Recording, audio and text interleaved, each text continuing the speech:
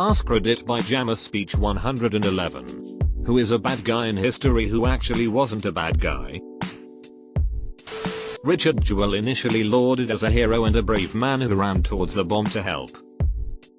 Then the FBI and media turned on him and accused him of doing the bombing himself, because he was actually just as fucking outlandishly brave and ran toward the bomb to help people.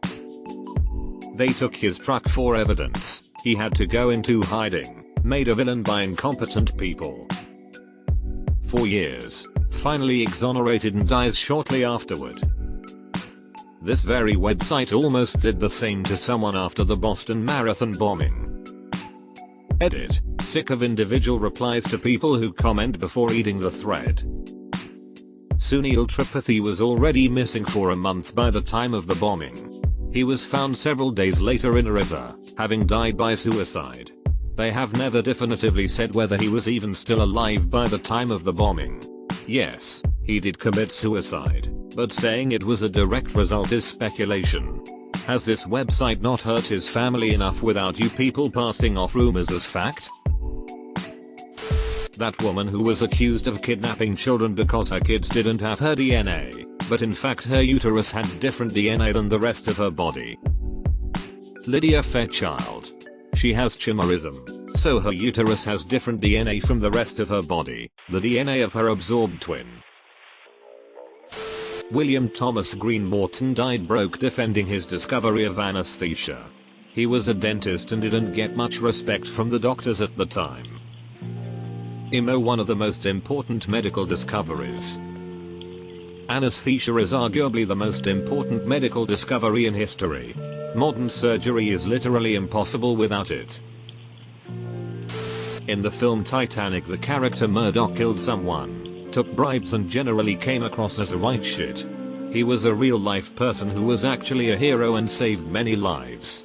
His living relatives were so disgusted that the VP of Fox traveled to Dalbeattie to personally apologize and presented a £5,000 donation to Dalbeattie High School to boost the school's William Murdoch Memorial Prize. That movie's initial gross was over $1.8 billion. Donating £5,000 is like the average us man giving them a dime and saying my bad. Deleted. Trivia fact. His son Max Baer, Jr. is better known as Jethro Bodine from the Beverly Hillbillies. Richard Jewell. Security guard at the Atlanta Olympic who was blamed for the bombing. He was mocked for moving in his with mother. He and his mom did an interview on Oprah sometime later. They said it was because his mom was sick and he was taking care of her. It's really not that uncommon for middle-aged people to move in with aging parents. BTW. His mom is still alive last I checked. She is still friends with his lawyer and their children. She is apparently a very nice woman. In Braveheart, William Wallace gets betrayed by Robert the Bruce, which never happened. He was loyal to the end. That movie made me so angry. I grew up on it, and loved it for what I assumed was a historically accurate portrayal. Not only is the movie absurdly inaccurate, the real history is arguably more interesting than the movie. There was no need for artistic restructuring. They could have just dramatized the actual events and it would have been a great movie. Captain Bligh. His mistake was being too soft rather than too harsh. He let his crew slack off while they were waiting to make sure the breadfruit trees would survive transplantation, and they mutinied when he put them back to work. It should also be mentioned that when some of his crew mutinied, so many of them wanted to be allowed to leave with him on the ship's tiny open launch that even fully laden they would not all be able to go and had to draw lots to see who had to stay on the Bounty. Captain Bligh then had to sail the tiny overcrowded poorly provisioned boat 6,700 kilometers to Timor using dead reckoning. He did not lose a single man. Absolute hero. The McDonald's coffee lady. The woman who sued MC Donald's after she spilled coffee on her lap received third-degree burns in her pelvic area. She was hospitalized for 8 days and required a couple years of rehabilitation. The media jumped on the story, making it a poster case for frivolous lawsuits. Edit. Corrected typos. OMG, I vividly remember this story. It was so sad tbh. At first I thought it was stupid too. But then I read she had severe burns and all. She really wasn't overreacting. Pharaoh Cleopatra. She was actually a pretty good ruler, with her focusing more on her nation than just abusing her position for her own benefit.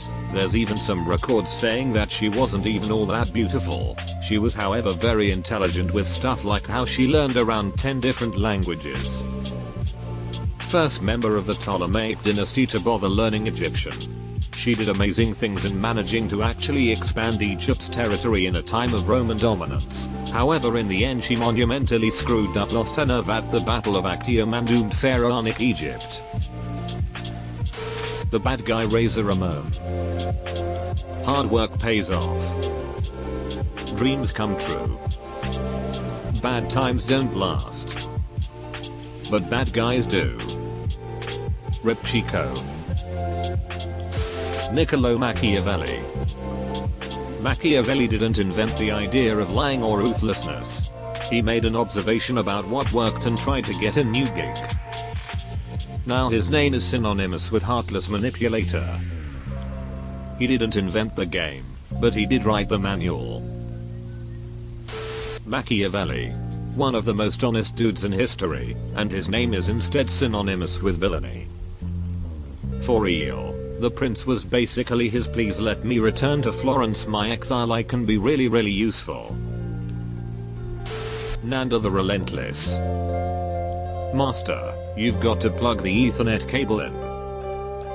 Thank you, Guillermo, I'm familiar with how the ether works. Tom the Cat.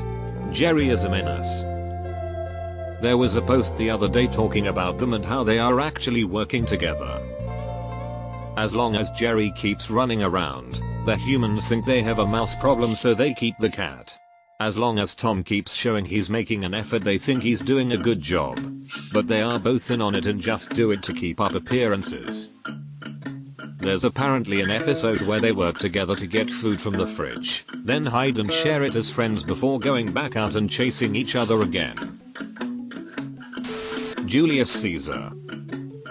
He was no angel, but he wasn't executed for trying to turn Rome into a dictatorship. In fact, it was actually because he was a political reformer who wanted to tax the wealthy landowners. The Senate had always been very violent to reformers, as most of it was made up of wealthy landowners. They tried to rewrite history to make reformers like Tiberius seem evil for trying to grant rights to workers and small landowners, while death squad leaders who killed anyone advocating reform, such as Lucius Sulla, have been paraded by historians. All throughout history and including today, reformers are treated the worst by those in charge and their lackeys. Dr. Kevorkian is history since he's dead, so I'ma have to go with him. People should absolutely be able to make the decision about end-of-life care, and I think with time people will not only start thinking differently, that conviction will be overturned. Jesus was given vinegar to drink by the Romans. It turns out that the Roman military provided their troops with a water vinegar mixture to drink because it helped them replenish their salt levels after perspiring. So, the only thing the Roman did was to offer Jesus a sip of his own drink rather than making him drink vinegar as punishment or a dig. The Ethiopian Church and the Coptic Church also consider Pontius Pilate a saint. Wonder if that soldier was also venerated, considering he gave Jesus his Gatorade. Roscoe Fatty Arbuckle. Fun fact, Keystone Studios, where he and Charlie Chaplin filmed much of their work in the teens and 20s, is now a public storage building, and I store my random crap in it. I hope to hear ghosts when I go, but never do. Edit, it's public storage on Glendale Avenue in Echo Park, LA, if anyone wants to check it out. Lorena Bobbitt. She became such a meme and was always blamed for attacking her husband unprovoked, but she was defending herself from a serial rapist and abuser. He literally had raped her earlier that same day. In the same spirit, Monica Lewinsky didn't deserve any of the hatred she received either. She was so young and she was taken advantage of by the literal most powerful man in the world, but somehow her name ended up labeling the scandal. I did close to 25 years in prison for something I never did. Friends and family all gone. I survived it all. Life can suck, but one can endure it seems without losing your mind if you're lucky. If you wish to call that lucky. Jeez man, that's fkin horrible. Remember the gay dude who was basically the reason we were able to beat the Nazis cause he decrypted their codes? Alan Turing? He got forcibly sterilized for being gay, something that led to his death. Despite all the good he did, he was treated like a bad guy just cause he was gay. Sinead O'Connor. She was trying to warn us on SNL about the Catholic kiddie diddling problem, and we shat on her for it. Former Catholic here. People worshipped Pope John Paul II like he was an untouchable god. My aunt went to Nick to see him in the 90s and to this day won't shut up about the time she saw the Pope and he blessed all her shit from his Pope mobile. Monica Lewinsky. That woman who spilled McDonald's coffee on her lap.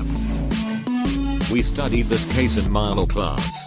McDonald's knew their coffee was too hot, hotter than legally allowed. They did it to get more coffee per bean. They had been sued by other burn victims and ordered to reduce the temperature. They didn't. The woman's labia melted and she had third-degree burns. All she wanted was medical bills covered because her insurance wouldn't cover it. In response, McDonald's started a smear campaign against her. The judge issued punitive damages, a punishment for the continued reckless behavior by McDonald's. She was awarded a single day's profit from coffee sales. That's all, 1 day of coffee profit. Milavanilli 1 committed suicide for being hired in a music industry lip-syncing travesty that's basically now commonplace. The real villain is the record industry. Edit. Not enough of y'all commenting realize that Frank Farian is to blame for hiring them in the first place. Rob and Fab could have been anyone Farian orchestrated. Rob and Fab scapegoated. Edit 2. I was wrong to say suicide. I apologize for that. My memory isn't what it used to be. Rob's death may not have been directly from the scandal, but I don't think it's a stretch to say the two events are intertwined. And Frank Farian specifically, to be exact. One of the obituaries I am looking forward to. Sinead O'Connor. She was right. The Catholic Church's handling of predator priests was appalling.